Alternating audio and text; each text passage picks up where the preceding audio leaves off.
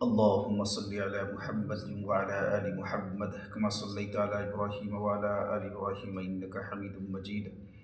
اللهم بارك على محمد وعلى آل محمد كما باركت على إبراهيم وعلى آل إبراهيم إنك حميد مجيد.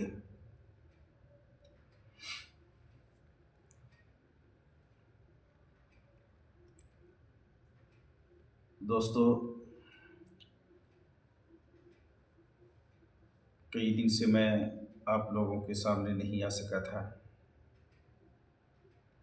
اس لیے کہ میری ماں بیمار ہو گئی تھی، ہاسپٹل میں بھرتی تھی، اس لیے میں آپ لوگوں کے سامنے نہیں آ سکا، آپ تمام ساتھیوں کے بیچ نہیں آ سکا۔ دعا کیجیے کہ اللہ تبارک و تعالی ہماری والدہ کو، ہماری ماں کو صحت کاملہ عاجلہ دائمہ مستمرہ عطا فرمائے، آمین ثم آمین۔ آج کی حدیث ہے فضائل صدقات، صدقہ کے متعلق آج کی حدیث ہے۔ فرماتے ہیں ایک آدمی نے عرض کیا، یا رسول اللہ صلی اللہ علیہ وسلم، کون سا صدقہ ثواب کے اعتبار سے بڑھا ہوا ہے؟ تو آپ صلی اللہ علیہ وسلم نے فرمایا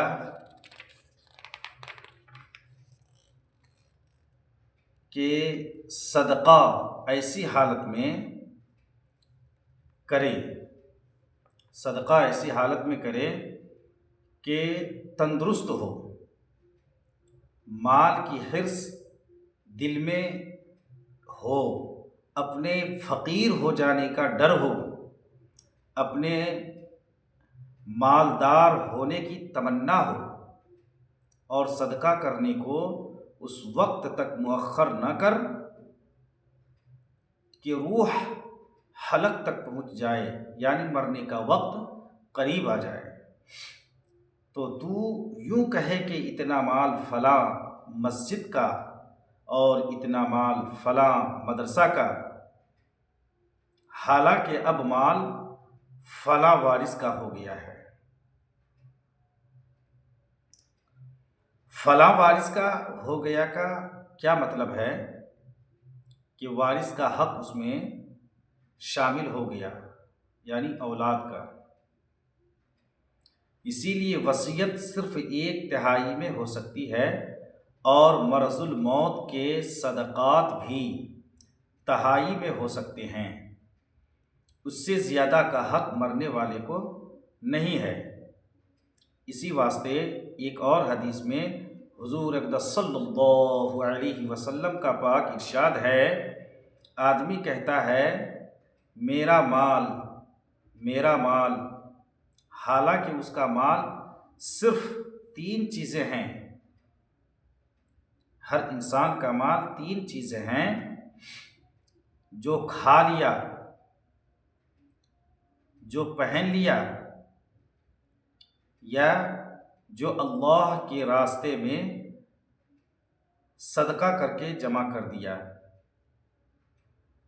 اس کے علاوہ جو رہ گیا وہ جانے والا ہے، یعنی یہ شخص اس کو لوگوں کے لیے چھوڑ دینے والا ہے۔ ایک اور حدیث میں ہے کہ آدمی اپنی زندگی میں 1 درہم صدقہ کر دے، وہ اس سے بہتر ہے کہ مرتے وقت 100 درہم صدقہ کرے، اس لیے کہ واقعی مرتے وقت تو وہ گویا دوسرے کے مال میں سے صدقہ کر رہا ہے کہ اب اس کا کیا رہا، اس کو تو بہرحال اس مال کو چھوڑ کر جانا ہے۔ ایک اور حدیث میں حضور صلی اللہ علیہ وسلم کا ارشاد نقل کیا گیا کہ جو شخص مرتے وقت صدقہ کرتا ہے، اس کی مثال ایسی ہے جیسا کہ کوئی شخص جب خوب پیٹ بھر کر کھا لے تو بچے ہوئے کھانے کا ہدیہ کر دے۔ یا تحفہ کسی کے پاس بھیج دے۔ حضور اقدس صلی اللہ علیہ وسلم نے مختلف مثالوں سے اس پر تنبیہ فرمائی کہ اصل صدقہ کا وقت تندرستی اور صحت کا ہے۔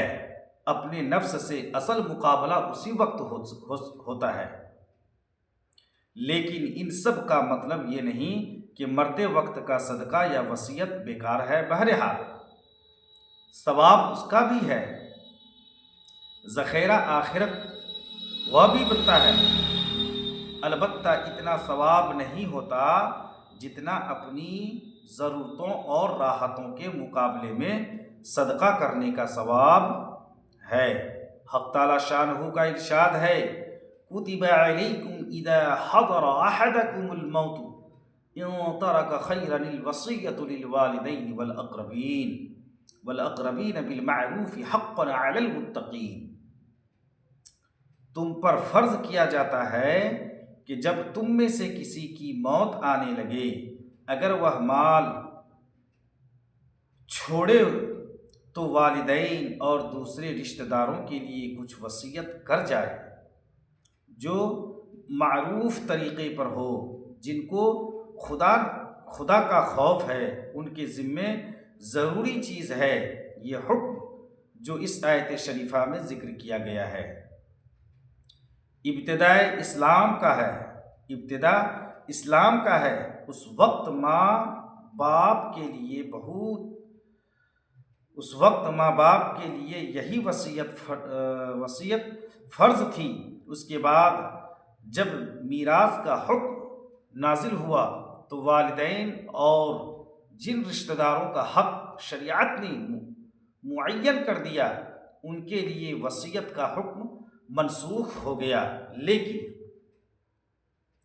جن رشتہ داروں کا حق شریعت نے مقرر نہیں کیا ان کے لیے 1/3 مال میں وصیت کا حق اب بھی باقی ہے، لیکن میراث کے حکم سے پہلے یہ فرض تھا، اب فرض نہیں ہے۔ حضرت ابن عباس رضی اللہ تعالی عنہ فرماتے ہیں کہ اس آیت شریفہ کے حکم سے ان کو وصیت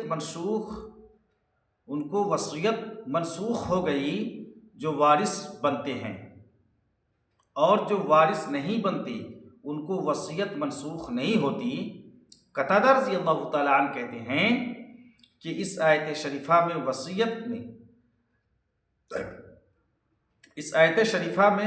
وصیت اب ان کے لیے رہ گئی جو وارث نہیں ہوتے، خواہ وہ رشتہ دار ہوں یا نہ ہوں۔ ایک حدیث میں اللہ جل شانہ کا پاک ارشاد ہے کہ اے آدم کے بیٹے، تو زندگی میں بخیل تھا، مرنے کے وقت اسراف کرنے لگا۔ تو برائیاں اکٹھی نہ کر، ایک زندگی میں بخل کی، دوسری مرنے کے وقت کی۔ تو اپنے ایسے رشتہ داروں کو دیکھ جو تیری میراث سے محروم ہیں اور ان کے لیے کچھ وصیت کر جا۔ آیات میں نمبر 2 پر خود حق تعالی شانہ کا پاک کلام میں بھی اس طرف اشارہ ہے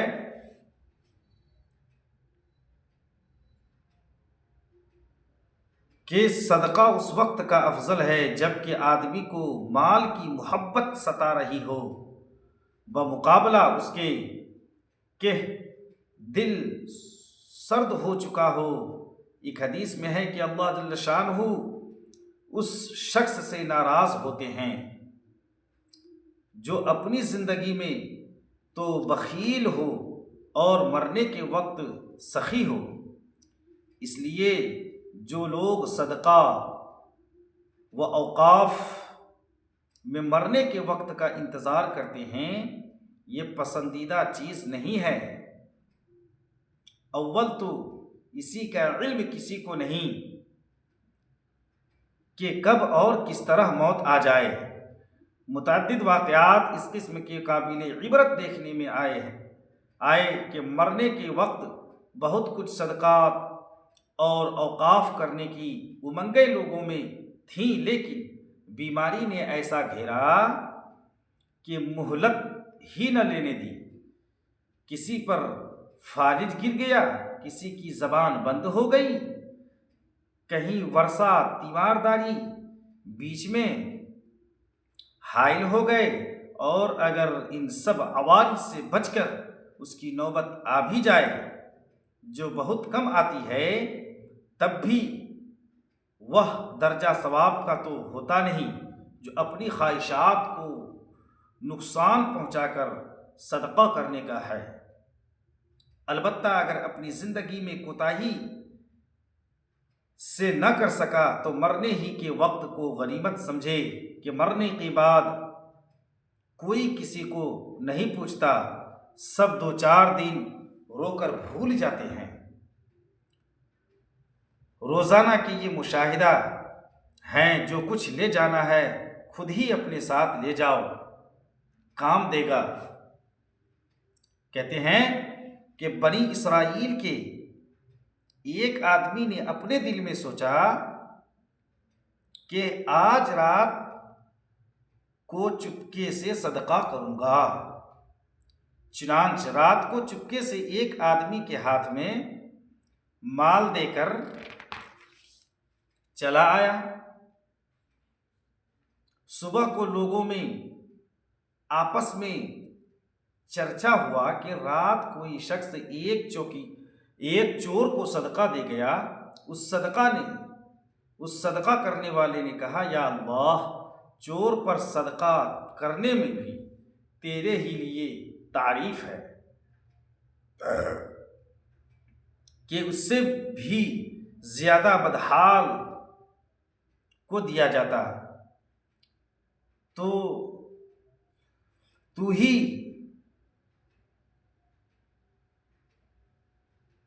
میں کیا کر سکتا۔ پھر اس نے دوبارہ ٹھانی کہ آج رات کو پھر صدقہ کروں گا، کہ پہلا تو ضائع ہو گیا۔ چنانچہ رات کو صدقہ کا مال لے کر نکلا اور اس کو ایک عورت کو دے آیا۔ یہ خیال کیا ہوگا کہ تو چوری کیا کرے گی۔ صبح کو چرچا ہوا کہ رات کوئی شخص فلاں بدکار عورت کو صدقہ دے گیا۔ اس نے کہا، یا اللہ، تیرے ہی لیے تعریف ہے۔ زنا کرنے والی عورت پر بھی کہ میرا مال تو اس سے بھی کم درجے کے قابل تھا۔ پھر تیسری مرتبہ ارادہ کیا کہ آج رات کو ضرور صدقہ کروں گا۔ چنانچہ رات کو صدقہ لے کر گیا اور اس کو ایک شخص کو دے آیا جو مالدار تھا۔ صبح کو چرچا ہوا کہ رات ایک مالدار کو صدقہ دے گیا۔ اس صدقہ دینے والے نے کہا، یا اللہ، تیرے ہی لیے تعریف ہے۔ چور پر بھی، زنا کرنے والی عورت پر بھی اور غنی پر بھی رات کو خواب میں دیکھا کہ تیرا صدقہ قبول ہو گیا ہے۔ تیرا صدقہ چور پر اس لیے کرایا گیا کہ شاید وہ اپنی چوری کی عادت سے توبہ کر لے، اور زانیہ پر اس لیے کہ شاید وہ زنا سے توبہ کر لے۔ جب وہ یہ دیکھے گی کہ بغیر منہ کالا کرائے بھی اللہ جل شانہ عطا فرماتے ہیں تو اس کو غیرت آئے گی، اور غنی پر اس لیے تاکہ اس کو عبرت حاصل ہو کہ اللہ کے بندے کس طرح چھپ کر صدقہ کرتے ہیں، اس کی وجہ سے شاید وہ بھی اس مال میں سے اس کو اللہ تعالی نے عطا فرمایا ہے، صدقہ کرنے لگے۔ ایک حدیث میں یہ قصہ اور طرح سے ذکر کیا گیا ہے، ممکن ہے کہ وہ کوئی دوسرا قصہ ہو، کہ اس قسم کے متعدد واقعات میں کوئی اشکال نہیں، اور اگر وہ یہی قصہ ہے تو اس سے اس قصہ کی کچھ وضاحت ہوتی ہے۔ طاؤس رحمۃ اللہ علیہ کہتے ہیں کہ ایک شخص نے منت مانی کہ جو شخص سب سے پہلے اس آبادی میں نظر پڑے گا اس پر صدقہ کروں گا۔ اتفاق سے سب سے پہلے ایک عورت ملی، اس کو صدقہ کا مال دے دیا۔ لوگوں نے کہا کہ یہ تو بڑی خبیث عورت ہے۔ اس صدقہ کرنے والے نے اس کے بعد جو شخص سب سے پہلے نظر پڑا اس کو مال دے دیا۔ لوگوں نے کہا کہ یہ تو بدترین شخص ہے۔ اس شخص نے اس کے بعد جو سب سے پہلے نظر پڑا اس پر صدقہ کیا۔ لوگوں نے کہا کہ یہ تو بڑا مالدار شخص ہے۔ صدقہ کرنے والے کو بڑا رنج ہوا، تو اس نے خواب میں دیکھا کہ اللہ جل شانہ نے تیرے تینوں صدقے قبول کر لیے۔ وہ عورت فاحشہ تھی، لیکن محض نادانی کی وجہ سے اس نے یہ فعل اختیار کر رکھا تھا۔ جب سے تو نے اسے مال دیا ہے اس نے یہ برا کام چھوڑ دیا ہے۔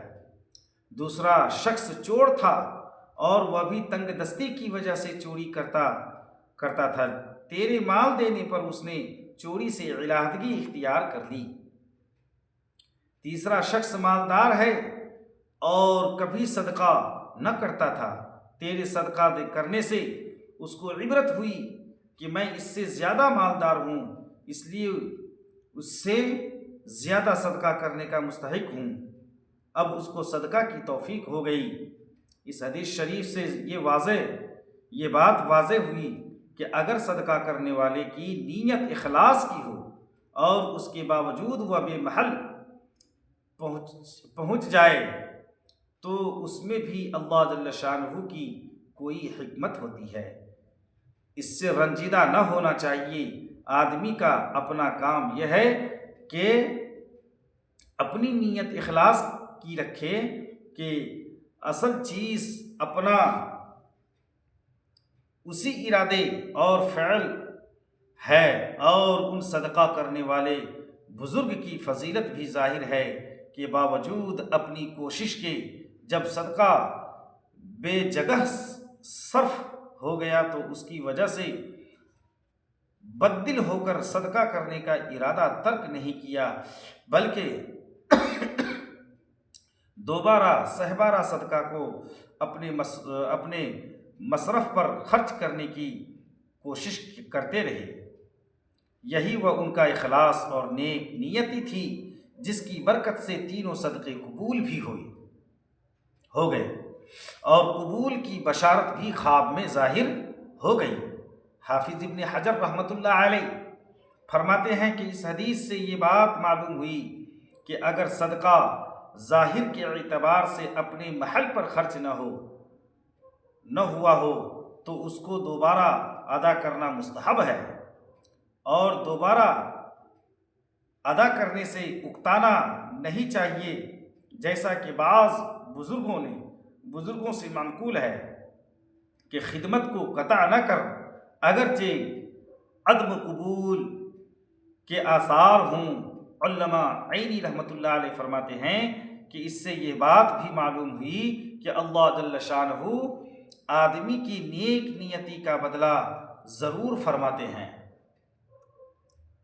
اس لیے کہ ان صدقہ کرنے والوں نے خالص اللہ کے واسطے صدقہ کرنے کا ارادہ کیا تھا، اسی لیے رات کو چھپا کر دیا تھا، تو حق تعالی شانہ نے اس کو قبول فرما لیا اور بے محل خرچ ہو جانے کی وجہ سے مردود نہیں ہوا۔ تو بھائی دوستوں اور بزرگوں، اللہ تبارک و تعالیٰ سے دعا کیجیے کہ ہمیں بھی اور آپ کو بھی ان حدیثوں پر عمل کی توفیق عطا فرمائیں اور اپنے مال کا زکوٰۃ اور صدقہ بھی کرنے کی توفیق نصیب فرمائے۔ صدقہ نکالنے سے بھائی دوستوں بزرگوں بلائیں ٹلتی ہیں۔ اللہ کو راضی کرنے کے لیے صدقہ کریں۔ اگر ہمارے آپ کے صدقہ کرنے سے اگر ایک زانی زنا سے توبہ کر لیا، صدقہ کرنے سے ایک چور چوری سے توبہ کر لیا، صدقہ کرنے سے ایک مالدار اپنے مال کا صدقہ نکالنے لگا، زکوٰۃ نکالنے لگا، کتنی اچھی بات ہے۔ اللہ تبارک و تعالیٰ سے دعا کرے کہ اللہ پاک ہمیں اور آپ کو عمل کی توفیق عطا فرمائے۔ وآخر دعواہم ان الحمد للہ رب العالمین۔ السلام علیکم ورحمۃ اللہ وبرکاتہ۔ کومنٹ میں ضرور آپ لکھ کر کے بھیجیں کہ میرے سلام کا جواب دیے یا نہیں۔